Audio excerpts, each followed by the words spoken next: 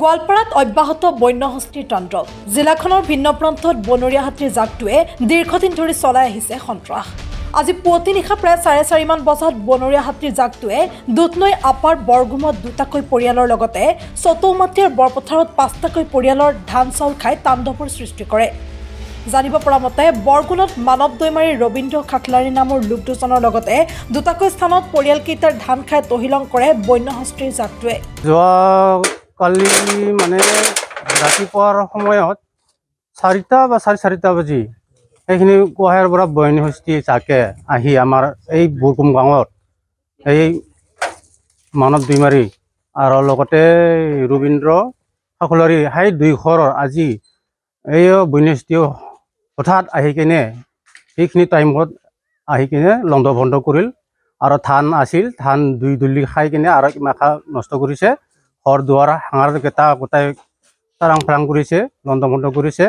ইয়াৰ বিষয় যে মই ৰাইজৰ পত্ৰৰ পৰা মোৰ পৰা তাৰমানে এইয়া আমাৰ যিহেতু চৰকাৰে যেন হাতত লয় সোনকালে আমাৰ দুখীয়া মানুহৰ হিচাপত সোনকালে যে কাম কৰি দিয়ে।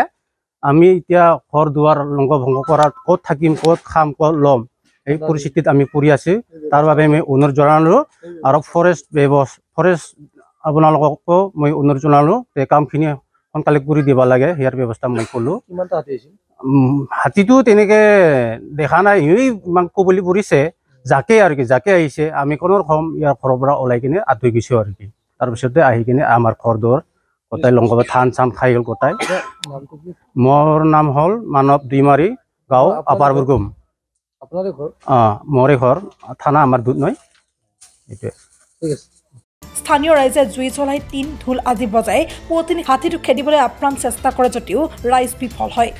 কথাটো হৈছে এনেকুৱা ধৰণৰ যে হাতী আৰু মানুহৰ সংঘাতটো আজিয়ে নহয়, আজি বহু বছৰৰ পৰাই আমি দেখি আহিছোঁ, শুনি আহিছোঁ। তো আজি আমাৰ এই চতমাটীয়া বৰপথাৰতে যিটো সংঘটিত হ'ল, তো এইটো খুব মানে ডাঙৰ মানে মেজৰ মানে সংঘটিত হোৱা বুলি আমি ভাবোঁ। তো মই ভাবোঁ কি যে হাতী আৰু মানুহৰ মাজত যাতে সংঘাতখিনি সম্পূৰ্ণভাৱে নিৰ্মূল হয়, তাৰ কাৰণে চৰকাৰৰ ওচৰত মই আজিৰ এই চেনেলৰ যোগেদি মানে অনুৰোধ মানে কৰিছোঁ।